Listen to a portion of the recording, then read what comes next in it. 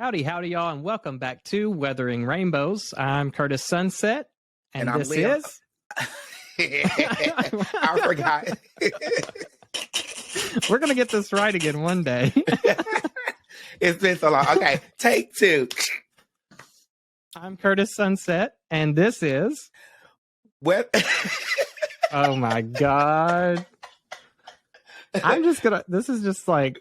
going to be a whole blooper reel at this point. We can't do our opener anymore. We're just going to change our opener. This is Leah Halston, for those of you all that are wondering, because she can't say her name today. Right.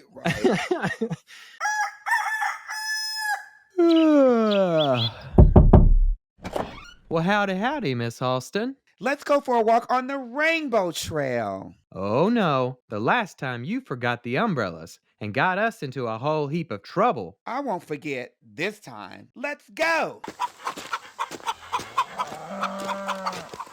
Oh my, those sirens. I feel stormy weather moving in. Girl, that ain't men it's raining. That's sequins and stones. And we ain't got no umbrella. We better run.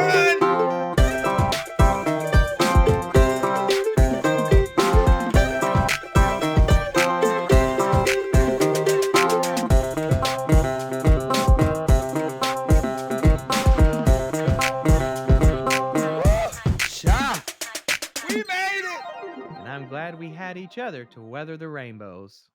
On a serious note, real quick, I do want to say that we saw the tragic news that came from Club Q with the shooting, and it was a tragic event, and we send out our love to everybody out there.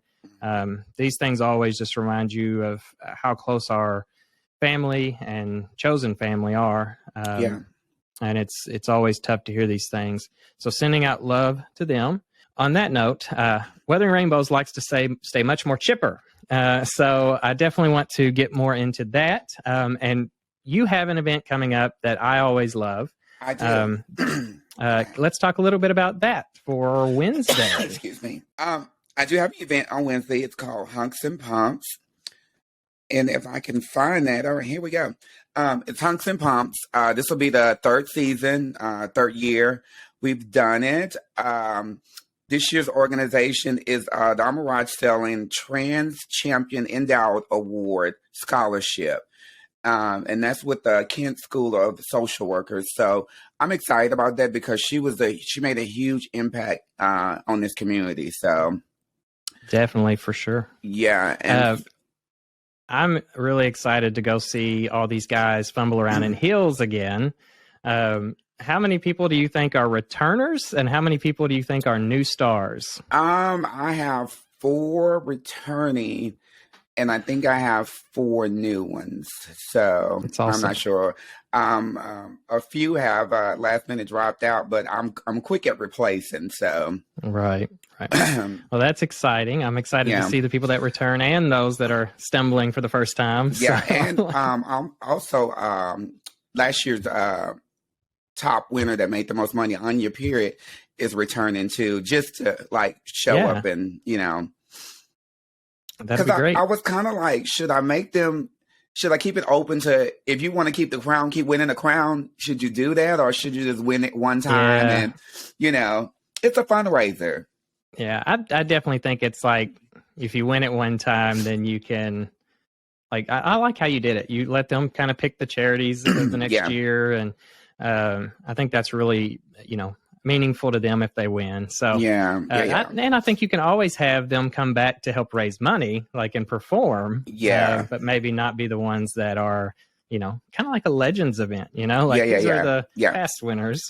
Yeah, I want to get down to like at least 8 years, like, so then I'll have all 8 winners come back and do like an all-stars. All-stars. That'd be intense. Yeah, especially because like they'll be 8 years. Well, the ones now will be 8 years older. Yeah, and so they'll be struggling with it by then. Yeah. We have hit holiday season, and that's I feel pretty good going into Thanksgiving, and you've got Christmas coming up. So, what are you looking forward to other than Hunks and Pumps for Thanksgiving?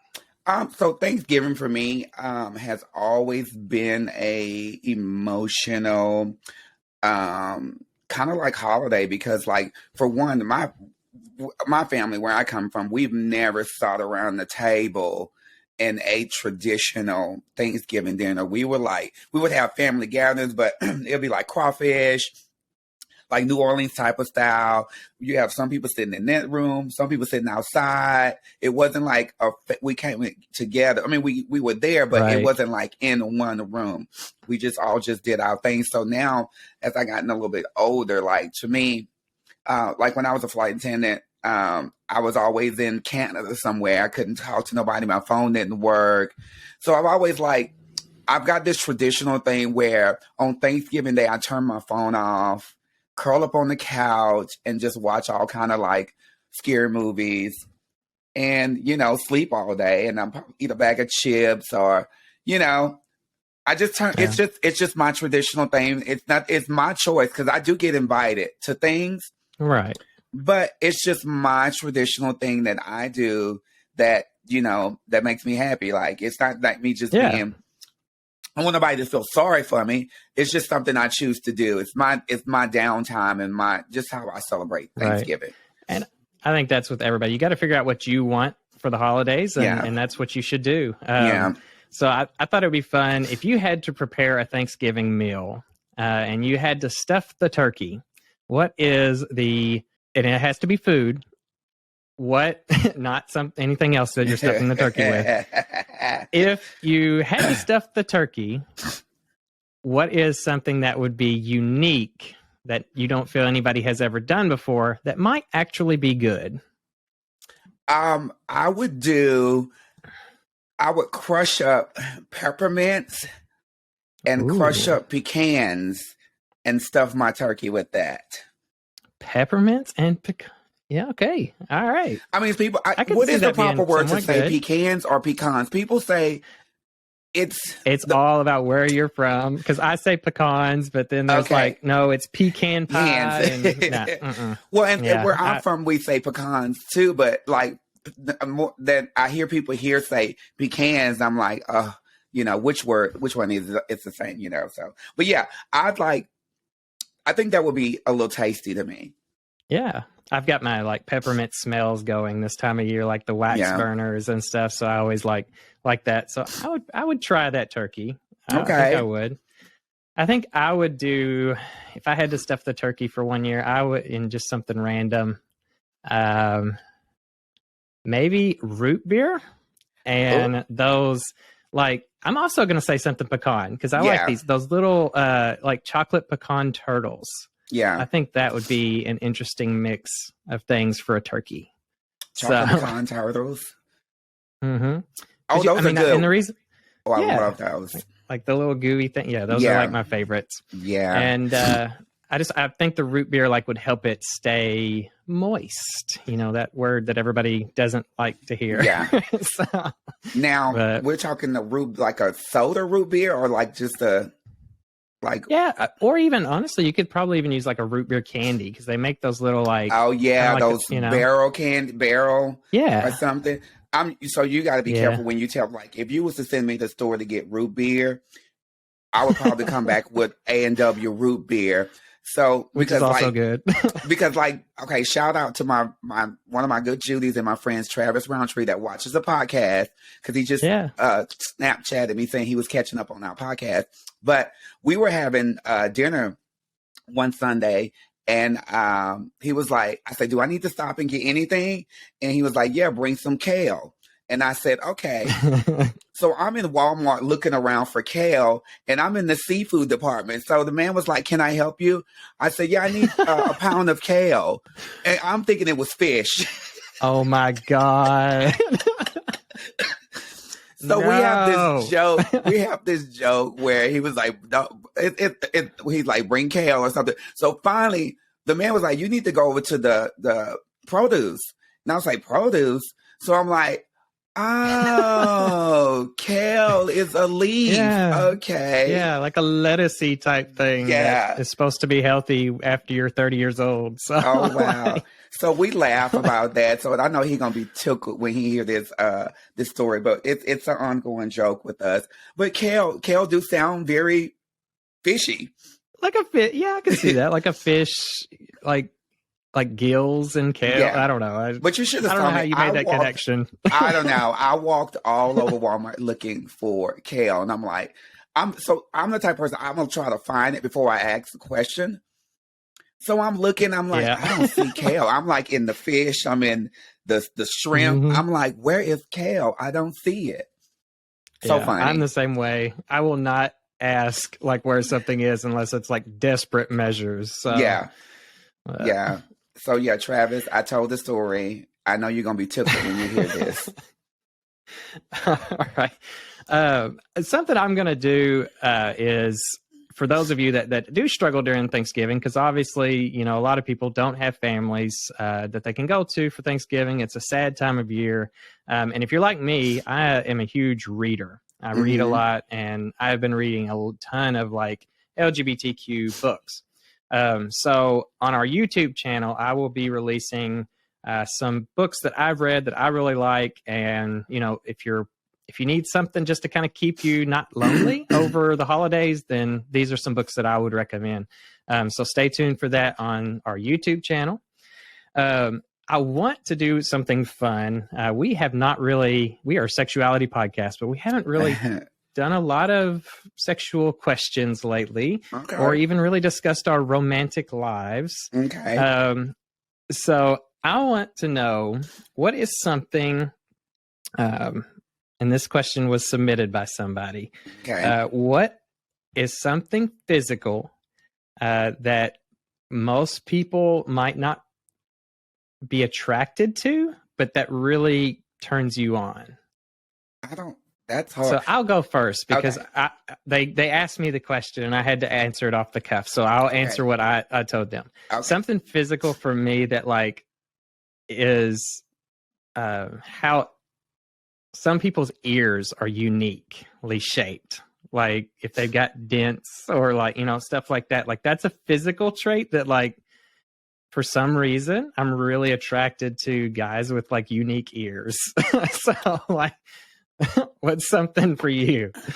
I mean, and that's not a bad thing. Now that you say that, I think I may have an ear like fetish too. Like, oh no, because we've got the same fetish. We're gonna fight over men. I like. I don't think it's the. I don't know. I like massaging. Like if I'm kissing, I like massaging. Or if they're down there, I bring my hands and like rub their ears, and I'm always touching somebody's earlobes and rubbing. So I'm like, and then the guys be like, "Why are you rubbing my ears?" And I'm like, I don't know. It's just so sexy to me. Like I don't know. I guess I'm gonna have to say ears for me too because I'm just it's something about the ear and the earlobe is like fine unique. But you're right. There's like big earlobes, little ones. There's all kinds of shapes of ears. I know, but like I really like, and like I'm not necessarily saying like elf ears turn me on or something, but like, you know, like little indentions and like unique ears, just like I don't know, it's a sexual attraction for me. I just can't do an ear where they put them big things in it, and then when they take it out, there's a huge hole in it. Yeah. No, that's not some cute people to me that really, that's a thing for like that's a thing some people get really turned on by. You have to keep that clean. Ugh. Yeah. But I think elf I've had ear, one boyfriend that had something like that. Oh God, no! An like elf as long as ear they would keep turn it me on. in, and but it's the taking out that I've been around somebody where I'm like, I smell. Yeah, you got to keep that clean. Like I wash my and just a note. When we take showers, I mean, people wash behind your ears. You know, we have to wash behind our ears and, you know, earlobes and stuff. You know, I constantly take a towel and like clean my ears and blah, blah. People don't know to wash behind their ears and stuff. You got to do all. You got to scrub, mostly scrub everywhere because everywhere on your body smells. But back to the elf ear, I would kind of be turned on to with an elf ear. I mean, I'm not going to say I wouldn't. Yeah. I would definitely give it a try. You know, you never know. An elf ear and piercing blue eyes. Yes. Yes. I also realized, like, I was looking at random pictures the other day, and like Shawn Mendes's, like, really, like, something that turned me on was like hair over your ears, like where they got those little, like, so, you know, I'm growing out mine because I think it's hot. I don't know. What about hair? I'm gonna go through this awkward stage. What like, about it, like, just looks rough and uncut, but it's like you got to get there. Like, you got to grow. You know, do you? So what was you gonna say? Ugly. Do you have to go through the ugly stage? I get it. Yeah. I was gonna say, what about hair coming out the ear? I've seen that. I don't think that's attractive. I mean, and like out the nose, I've seen that too. Yeah. And I'm just not. I mean, those are you got to get the special tools to like shave those and keep those clipped. But yeah, grooming is. I personally, I don't have a problem with it because I've been with somebody with hair and I found myself like twirling it, like twisting it. Like, I'm like, we're sitting there watching TV and I'm just like in the ear, like, la, la, la, la, twisting it, twirling it around my finger. It was that long. Like, seriously, I can make a curly cue like with it. It was bad. I think if like I'm about to lick an ear though, like, cause that's like a sexual thing, you know, I just don't want to get a big bunch of their ear hair in my mouth. That's all. I don't know. It depends. Like when are you the type of person that lick in the ear? No, I mean, sometimes, I don't know. Okay, it just depends on what my mood is. Ooh, I like licking. I lick the ear and around, but I won't. Yeah, no ear. What they call it? When you I don't know, a wet willy or something. I don't know. Yeah, that's with your finger though. So that's as a kid. I can't do that because some people don't clean their ears, and you go through, put your tongue in that ear, and you just taste wax. No, ma'am. I'll pass. I'll be honest. There was a time, like, it's actually at Connections back in the day when I was younger. And this guy was like dancing with me on the dance floor and we're making out and stuff. And he like starts licking my ear and like inside my ear and stuff. And I was like, I'm really turned on right now. Oh God. So I don't know. It's my thing, I guess, but it is what it is. We've all got our little. I've had it done. I've had it done too, but it's like, do it and don't leave that much saliva in my ear, like where I can do this and it just drips out. No, do it, but do it dry. Like, I don't know if that don't even make sense to do it dry, but some people just like, they make it so wet and I'm like, yes. Yeah, that's a little much. Yeah. Oh, we don't want that. Oh, what is something that is a piece of clothing that you're really attracted to when people wear it? Let's see. I'm gonna have to say a really nice sweater, but not like a Bill Cosby sweater. It's like so not Christmassy. No, like a thin little sweater, especially if a man have a nice chest and there's a little hair coming out of it. Oh my God, that is so hot. Like, it's not a thick sweater, but it's a thin little sweater that shows off. So my thing is, here's my thing when I look at men. I like to think, like, some men, they wear the clothes so tight, you can be like, yes, he got a nice body. But I want the clothes just a little bit bigger so I can be like, I want to like imagine what the body is under that. Like, I'm like, oh, when you take your clothes off, either I'm going to be like, or I'm be like, no. Yeah. So yeah. But either way, you're gonna do it. So, yeah. It don't matter. Yeah. Once they take the clothes off, either way, you're stuck with it. Oh yeah, yeah, of course. But like, it's just like I don't like the clothes these days. These men are wearing and ladies. It's so tight. It's like you're taking away from, taking it away from what we want to see. It's like basically I can see you're naked. I already see what it's like. I feel like you're targeting me right now because I've gained weight and you're like, all my clothes are really, really thin right now. I see what you're doing, Leah. You're telling me to go to the gym. Okay. I'll start that. Oh right God. now. Oh my God. All No, right. at the hospital, because that's my daytime job. The scrubs. I mean, there's some. I wish I can just take some pictures. There's some doctors. I'd be like, damn, what them scrubs are fitting you, boy. Like Look good. as I mean, everything. And then I'm like, whew, like I just can't take it. I'd be at work. I'd be like, it's crazy the way these young guys are just wearing these tight scrubs now. It's crazy. Calling them scrubs because they scrubbing them cheeks as they walk. You Hmm. know? But Hmm. I I'm like, think for God me, forbid you get a boner, because it's right, really gonna show. right. For me, like things that are really attractive, like the pants with holes in the knees. I don't Yeah, know why, but I'm like, I really like guys that wear those. Like it yeah. just is like, I don't know why that's a turn on, but that I also like the earring that like the little crossbar earring that is like, but it goes probably back to the ear fetish Yeah, yeah, thing. yeah, yeah, So, yeah. but I like those too. So I think those are my things in terms of clothing. That being said, let's hop over to the interview. Today's interview is with Ashley Anna Parks. This is a unique interview because Ashley Anna Parks transitioned late in life. She was 65 years old Wow. when she decided to make the transition. Very powerful story. So let's get into this interview. We look forward to seeing you all again in December. And remember, Yes, come to Hunks and Pumps on the day before Thanksgiving, November yes, 23rd. yes, Starts at 7 p.m. So yes, be there. Help us raise some money for a really great cause. We'll see you all. yes.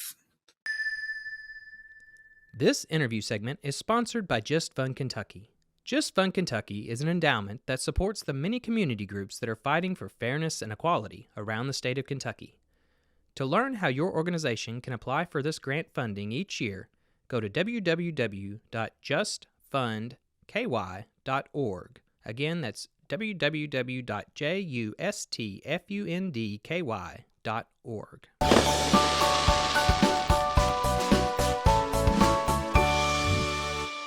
Howdy, y'all, and welcome back to the Weathering Rainbows interview portion, where we get to interview some amazing people out there that really contribute to the LGBTQ plus community.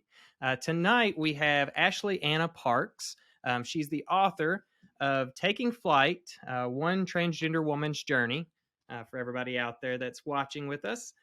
You can find that book online, and I'm here to tell you it is a very wonderful journey of self-discovery. An amazing thing that I cannot wait to hear all of her story, even some of the bits that aren't in this book tonight. So, Ashley, can you introduce yourself and tell us a little bit about yourself? Well, goodness, I'm a transgender woman, as the book indicates. I did not make my coming out or physical transition until I was 65. That was about 10 years ago. So the transition actually took one day, and but this is something that I think people need to understand, is that individuals that are transitioning will transition many, many years before they ever tell anybody, or they finally decide I'm coming out. And so I think that is true with me as well. Is that I was I was happy in my marriage, and when the marriage came to an end, it propelled me into a terrible state of depression. And being 65 and having done all the things that I have done in life, I decided, oh, I'm not going to do this anymore. No reason to live. And so I made plans, because I was an enforcement agent in Hawaii, that I could easily arrange or find myself in a situation where somebody would just blow me away. So I made plans to do that. And the morning that I was planning to execute that plan, um, this voice came very loudly through my mind saying, "This is not a good idea. Would you sit down and let's talk about this?" And and as a result, Ashley, who was not Ashley at the time, I had no name for her. She says, "Look, you know, I've been very much a part of your life through all these years. Why don't you give me a chance to come out and take the lead in our relationship?" So, what I discovered is that I'm a blended spirit, meaning that I have never felt like my male self was inappropriate. Obviously, you transitioned at 65, meaning that a lot of your life you lived as a male outwardly to everyone. I know you were married, you were in the military, you served as a minister. There's a lot of history there as a male. So, what were the key signs to you that something was different and that you were having this issue with gender identity? I don't think that I had a high degree of dysphoria, which a lot of people have, um, because I was comfortable being both male and female, though the female was kind of kept in the shadows, meaning that, you know, I was kind of flamboyant at times with what I wore. I would like to have my hair long. I would wear jewelry, and there were times in which people would kind of look at me strangely because guys don't do that. But it was okay with me. And when I look back, when I was a child, I liked playing hopscotch. I liked playing jacks.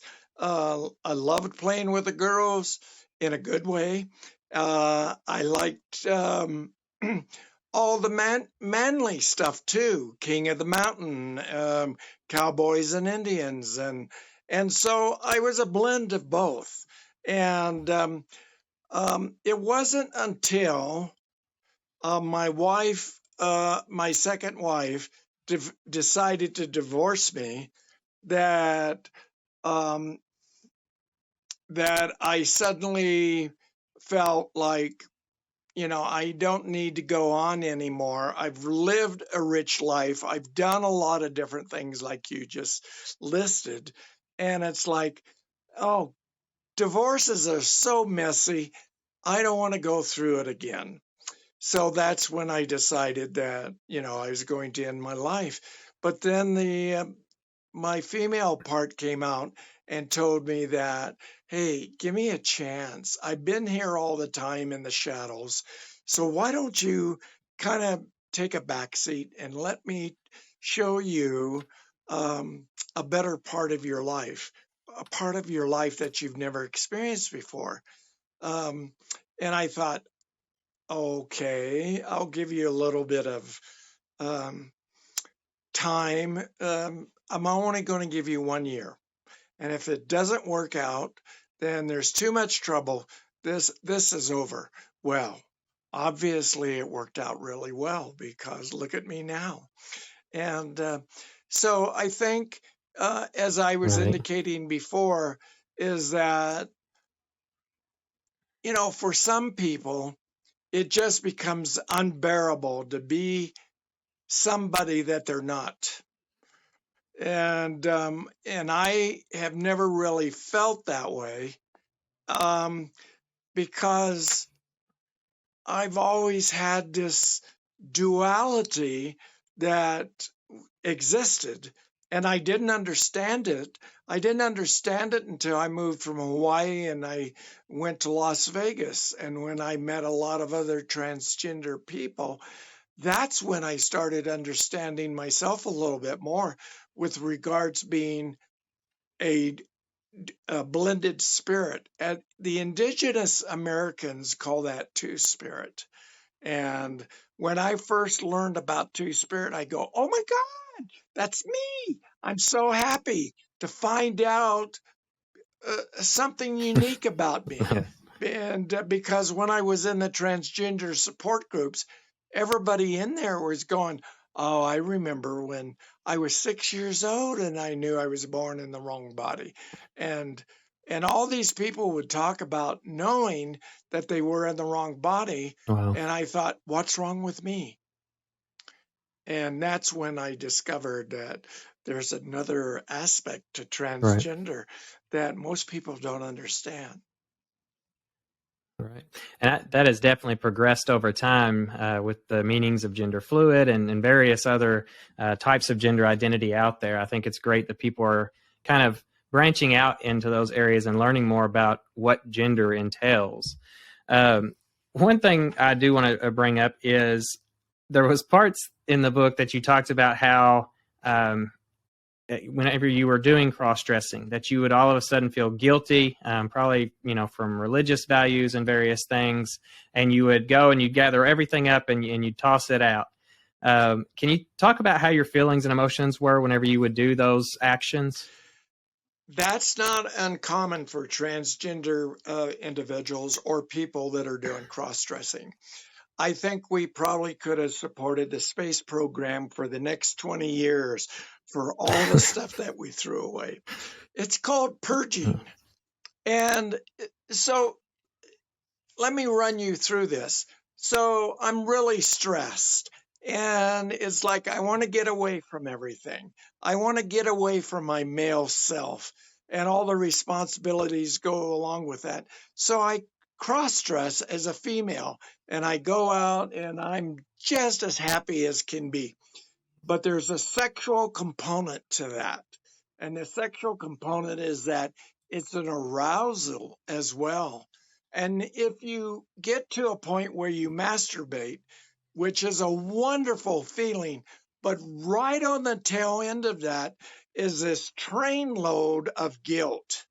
And the guilt comes along and says, what the hell are you doing? You shouldn't be doing this.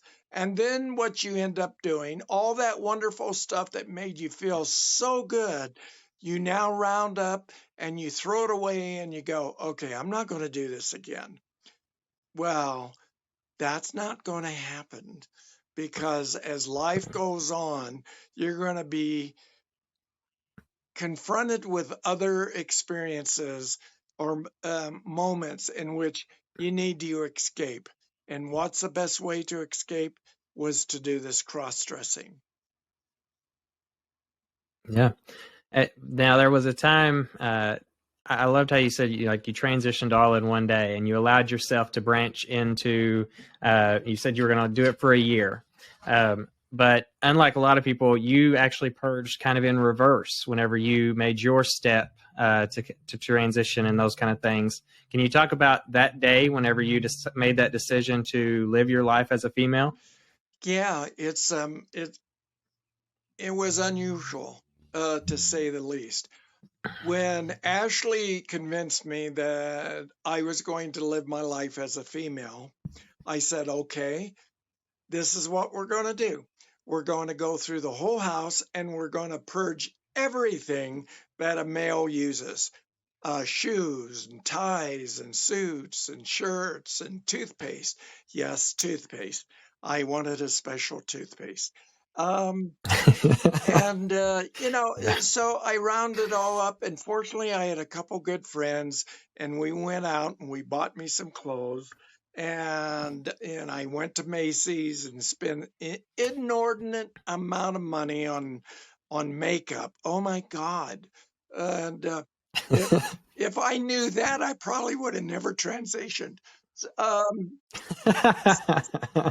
So anyway, I don't know. It was like, there was no support group in Hawaii. I didn't even know what transgender was. I had no idea that there was a wide spectrum of gender identities. It was only when I went to Las Vegas, which was a year later after I transitioned, that I suddenly had my eyes open with a wide variety of people that are out there. Wide variety of wonderful people, I might add. And I just, I was just amazed that somehow I was able to do this transition all on my own, all in a day, and I was comfortable with it. That just goes to show you that Ashley was very strong in her own right. Yeah. Let's talk a little bit about Ashley in the sense of I'm a firm believer that a lot of LGBTQ people have a huge kind of epiphany about their names, about like the things. Kind of, it is even for me and other folks that have changed their last names. It's a huge relief in a way from our past selves and our past upbringings and various things. Ashley Anna Parks was very well thought out. Can you talk about how you got your name? Yeah, I spent a lot of time and made long lists of names, and I was on a trip um, uh, going to Las Vegas, and I decided to take the northern route, and I went through Canyon City, and all of a sudden the highway was blocked because they were doing major construction. And I would look across the this beautiful farm that was there, and I'm going, well, it looks like I'm going to be here for a while, so why don't I figure out what my name's going to be?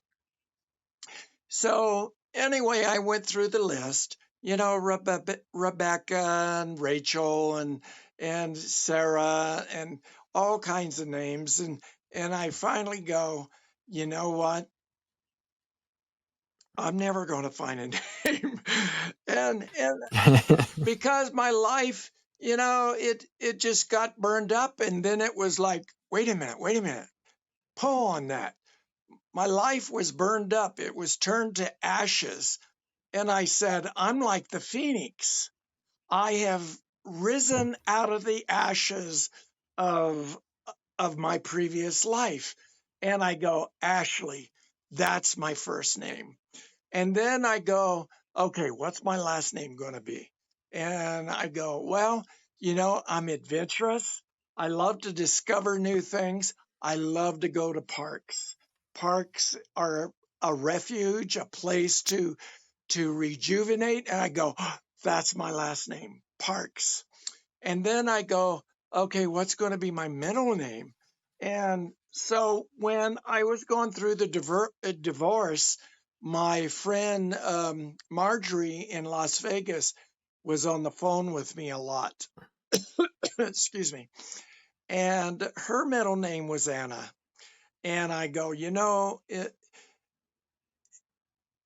to give her credit for helping me through a very dark time, I'm going to take her middle name and add it as my own middle name. And that's how Ashley Anna Parks came about. Now, I got to tell you, my mother was not happy with that because I gave away my last name, which was the family name. And she and I Yeah. had lots of discussions about that. And finally, one day I said, Mom, if I had really been born a girl and I met this wonderful guy and I married him, would you object if I took his last name? And she said, no. I said, then why are you complaining about my name now? Right. Yeah, that's a very good point. Yeah. How were family whenever they reacted to you announcing that you were going to transition? Well, I think for a couple children, my oldest daughter, I think it was difficult. But she has since come around. My oldest son goes, hey, no problem. That's okay with me. And my younger children have been very accepting as well. They all wanted That's to great. know, what do we call you? Do we call you mother? Do we call you auntie? What do we call? I said, I'm your father. I'll always be your father. So call me dad, father, whatever.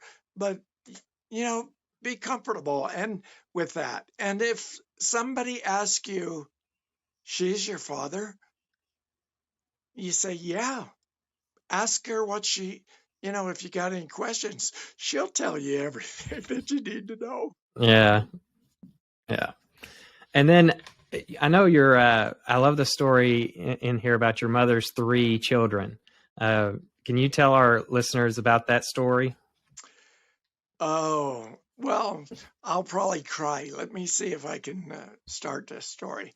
Um, so my mother used to tell me about how she and my aunt Doris would go around and they would find these fortune tellers, and so they would go, through the fortune telling process, and each time the fortune teller would tell my mom, "You'll have 3 children." Well, later on in life, my mother had my sister, and then later on, she had me. So she had 2 children. But the third one never really came along. And so finally, mom and my aunt are out again, and here's another fortune teller. So they go and find out what the fortune is. And the fortune is you're going to have 3 children. My mother goes, where's that third child? So anyway, my mother is telling me this one day when I was visiting her, and she says, "You know what?" I go, "What, Mom?" She says, "I had the third child." I go, "You did?" She said, "Yes." And her, excuse me, and her name was Ashley Anna Parks. Yeah, it's a beautiful story. That was one of the most heartwarming moments of your book, in my opinion. I just love how she's kind of come to terms with that, even, because you didn't transition until you were 65, and she's able to come to terms with that even then. Yes. So it's tremendous what mothers especially can do for their children. One of the things I loved was this idea of book of firsts. Can you tell our listeners about that? Well, when I was thinking about ending my life, I go, look, you've traveled the world. You've had 2 marriages. You had 4 wonderful children. You've done a lot of cool stuff in life. And, you're not going to do it anymore. It's like, what new stuff am I going to do? Because I've done everything. So when I retired from my job in Hawaii, I had this friend, and she and I would go around and do a lot of things. Even went down to a nudist beach, which I've never done before, and and and we, what's that drink? Kombucha. Anyway, she got Yeah. me to drink that, and I don't care for it, thank you. But anyway, it was like after a couple weeks, I go, wait a minute. I've done a lot of firsts. I've never done a lot of these things. So I had this diary um, that my ex-wife gave me, and I just started writing anything and everything that I did that I've never done before. And the first thing that I realized was that life goes on and there's always something new around the corner. I mean, in the first year, I think I did like, I don't know, 50, 60 new things. And then the second year was 200, and it just goes Yeah. on and on. Yeah, I think that's incredible. It's I think several of our viewers will probably relate to that. Those of us that have gone through, suicidal ideation and thoughts, and there is always kind of a moment where you kind of, if you work yourself past them, I call it borrowed time is what I call it, because I've gone through that. I've had a moment where I didn't want to live anymore and made those decisions, and then lo and behold, I came out the other side and I'm still alive. Thankfully, because of all the firsts that you're talking about. There's so much that I didn't experience with life, and I call it borrowed time. I know you've got some other ways to phrase it in your book, but it's very similar. So I appreciated you telling that. Sure.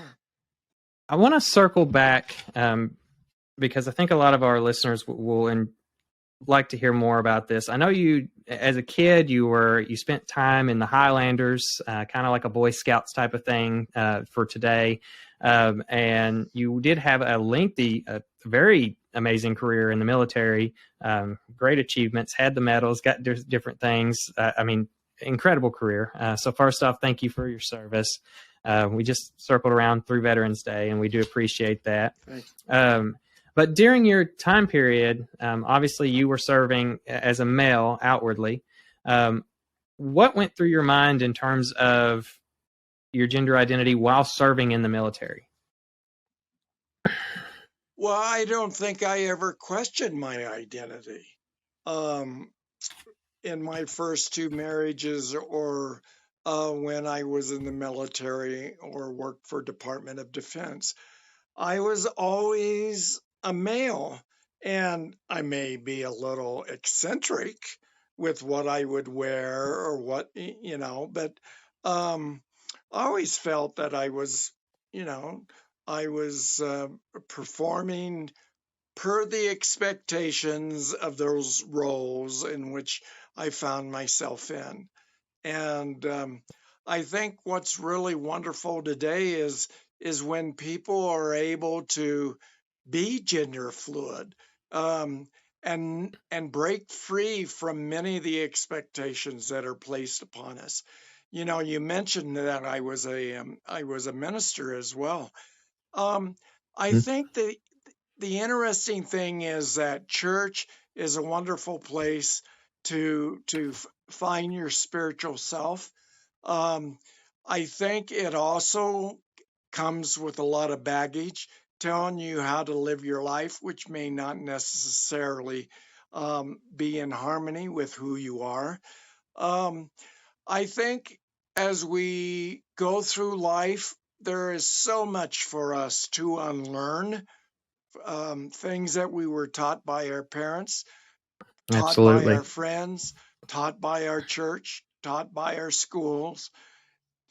What's good to know is that just because we think differently, it isn't wrong. We just need to find ourselves and what is true for each of us. Yeah. Speaking of teaching, I kind of want to give that little moment here and allow you to kind of give your, say, like a top 3 lessons that you'd like to tell our listeners that you just like to teach them. I know you've got several stepping stones and various things that are in the book. I mean, there is so much wisdom in this book that I encourage everyone to pick it up and just check it out. But you've got about 12 or so stepping stones in here. Give us a few just key points that you want to convey out there. Well, first off, we're flooded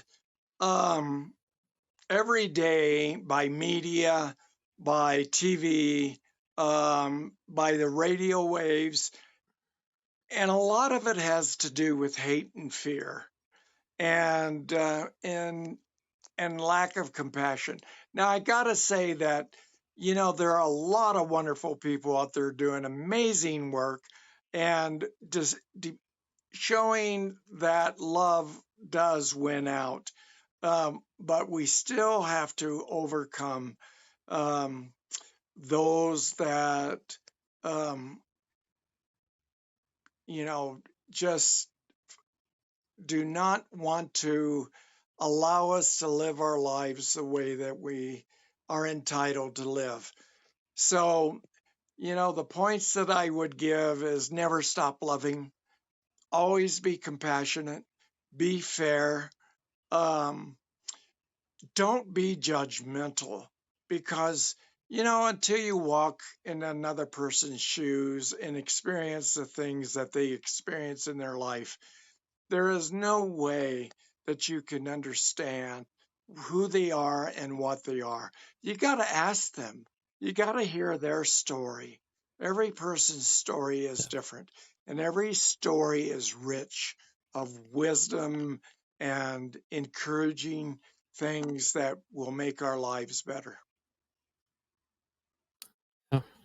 On that note, if you had someone come to you in their 60s today and say that they wanted to make a transition themselves, what advice would you give to them, knowing that their experience is going to be a little different than those that are transitioning earlier in life? Well, first off, if they just came to me, there is no way in the world that I can give them the advice that they probably need. They need to work that out. I'll hear their story and I'll share. Here's a good example of not giving advice to people. So when I was in Las Vegas, I helped facilitate the transgender support group. And we had new people that would come and they would tell their story, and we would have some various people around the group that would go, well, this is what you need to do. This is what you should do. This is how to act. And I would interrupt people and I go, no, you cannot give advice to any of people around here. Tell what your story is. If you got something that relates to what this person is going through, tell them what your experience was. Let them hear what you have experienced so that they can make a judgment call like, yeah, maybe that applies to me or maybe not. It's good to find a good counselor, somebody that's open and accepting and willing to help you through the process. But none of us should ever give another person advice. What we need to do is share our story. And that's what I try to do in my book. Yeah, that's a lovely answer, and that's the whole reason why Weathering Rainbows exist. Is I'm right there with you. I think that while we can't give to the T advice, what we can do is tell our stories, and we share so many stories from various viewpoints that I think a lot of people they can make their own decisions and they can learn from these stories and see what's relatable and what's not. So I appreciate you saying that. Let's go into once you've transitioned. I love that you separated sexual identity or orientation and gender identity, and you kind of explain those in the book that they're totally separate. Right. What was your quest for love like after you transitioned? Did it change at all? Well, at first, I'm going through a divorce, so there's not much love in that experience, other than lost love, and it's like you're hoping that you can recapture, but it never happened. So I had to, you know, move ahead and find my life and see where it was going to go. And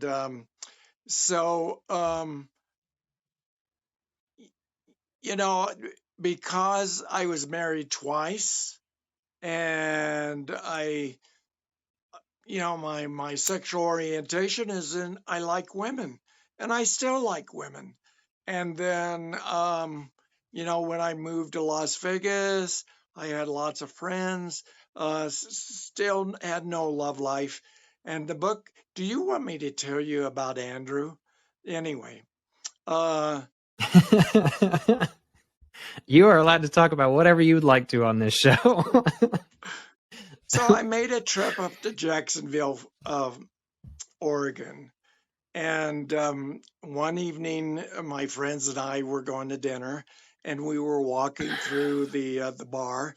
And I'm a very nosy person. I will see what people are eating, and I'll engage in conversation. And there was a young man at the end of the bar. And when I got to him, he looked at me, he says, I don't know you. And I reached out my hand and grabbed him. And I said, I'm Ashley Anna Parks. And he told me his name was Andrew. And I said, it was really nice. And I kind of sat on the stool next to him and we were talking. And I said, I'm with my friends. And if you're still here after dinner, I'll come and talk to you. He was. So we had a great conversation. And finally, afterwards, he said, would you walk me out to my car? And I said, certainly. And he was like 6'3". I'm 6'1", so it was nice to look up at somebody. And so anyhow, we walked out. He gave me his arm, and I go, "Oh my God!"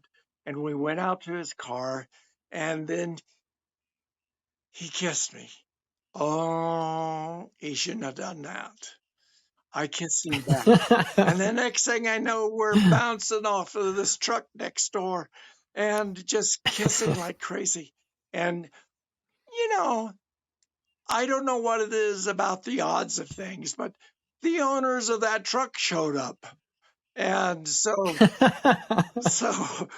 anyway, Andrew and I stopped and he says, can I call you later? And I go, yeah. And so I walked back to my friends and stuff. So Andrew did, in fact, call me and we set up a date for Saturday. I think our first encounter was on a Tuesday or Wednesday. And he was a gentleman. I mean, we were out in the patio and it was just full of people and he held my hand and it's like, we're in public. He accepts me for who I am. And that was such a rich experience. And he says to me, can we go back to your place? And I go, no, because I'm at my friend's house and there's no private place there. And I said, but I know a very private place. So we went across the street to this little kind of vineyard gazebo, which just was totally enclosed with grape leaves. And so we went in there and we just made out like crazy. And then he invited me to his place. And so I wasn't going to pass that up. So we went there and we had a nice session. And I thought, okay, this is going to be great. And hopefully I'll see him a couple more times. Well, he dumped me the following day, as well as my friends. So it was like, okay, I'll go back to Las Vegas.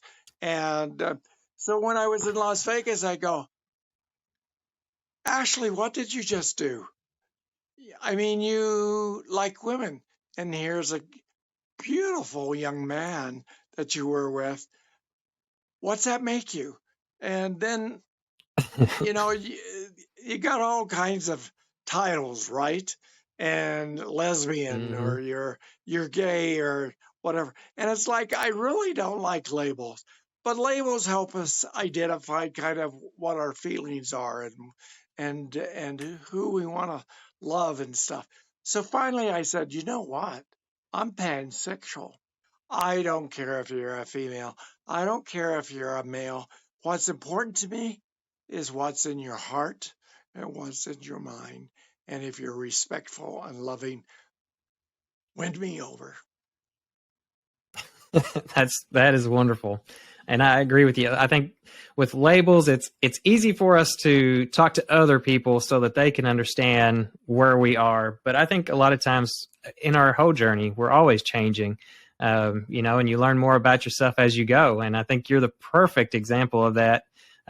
You've learned so much over the course of your life about who you are, and both sides of that, and have just an amazing journey.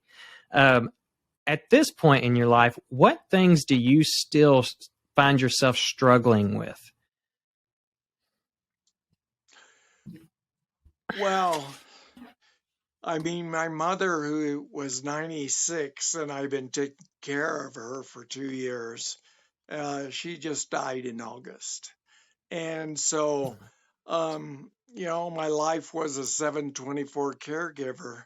And the big struggle that I had during that time is caring for me, doing all the things that I need to do to keep my health up and my spiritual well-being guarded. And so now I'm alone and I'm trying to get everything back on track. So that's been the hardest thing, is to do the things that are good for me, things that fulfill me as an individual. What have you found are some of those things that help you with fulfillment and self-care? Well, I'm currently going to a physical therapist, and she's like a drill instructor. So I'm constantly having to do things that I would normally be resistant to, but she's helping me a lot on my physical well-being. And then the other things that I need to do are things that basically work off of a to-do list. Make sure I have everything down that I need to do, and then keep track of that on a daily basis. It's kind of like a report card. Yeah, I think those are great ways to take care of yourself. One, I want to talk a little bit before we go into our what's called our pot of gold question. That's a chance for you to ask me anything you want to ask. One final question, and I'll ask one final question to you as well. But I do want to talk about access to healthcare. A lot of our viewers ask about, the ability to find healthcare for, gender transitions. What was your experience like? I do like that you actually even mentioned, your doctors and kind of helped in that regards in your book.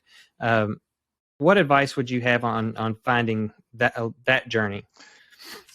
Well, I have to say I've been very blessed because I'm an independent, self-sustaining woman.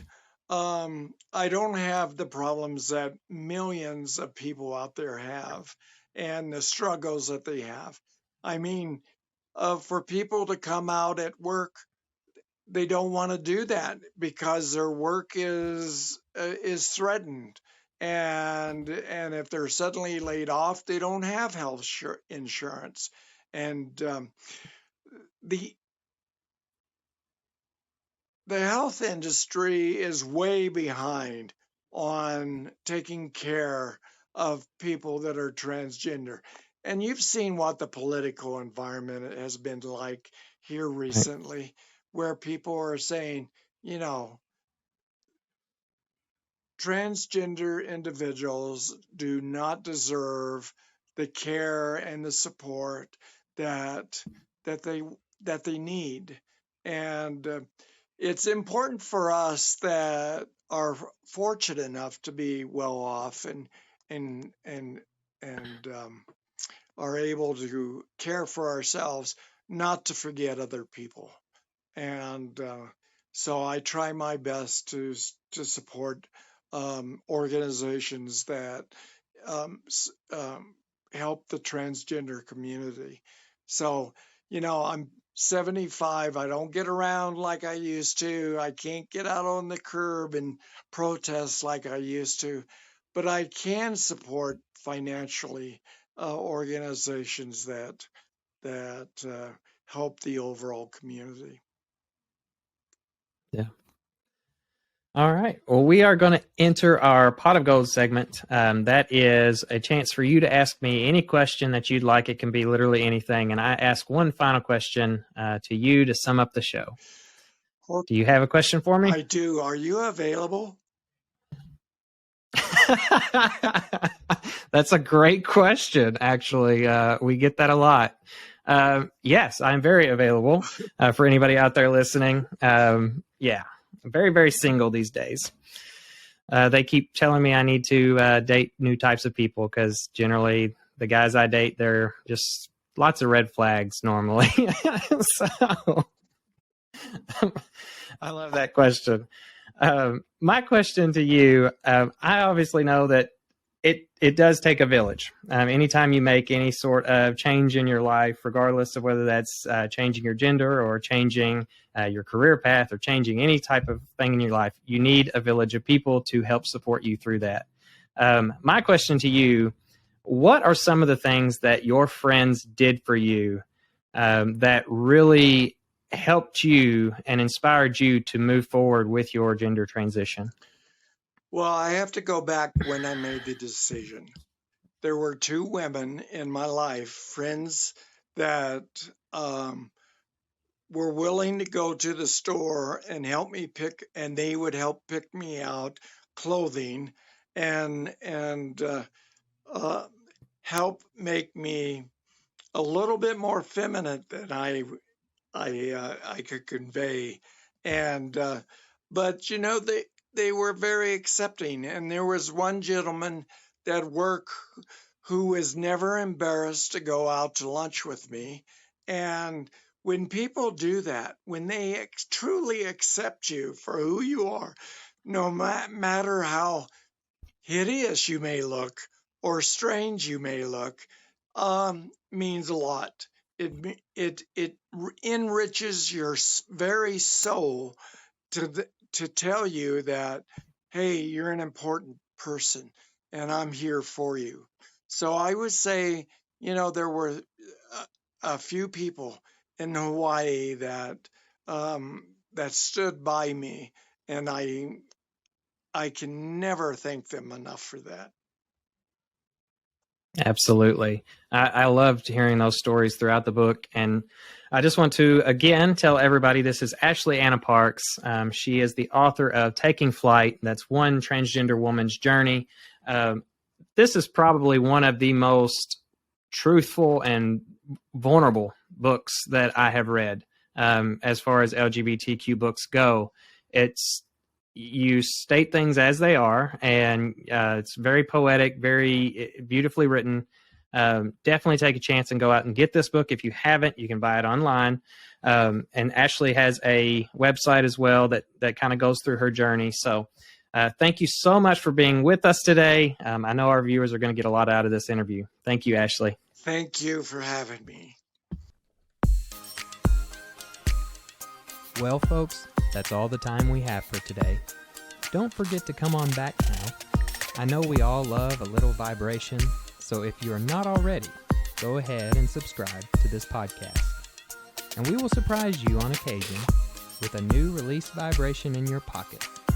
But in the meantime, if you find yourself alone or crossing new horizons along the rainbow trail, and you need a friend or even a laugh to get you through those dark and stormy nights, holler on out to us at www.weatheringrainbows.com, where you can find shelter in the blogs, videos, and other episodes that will hopefully keep you out of a whole heap of trouble.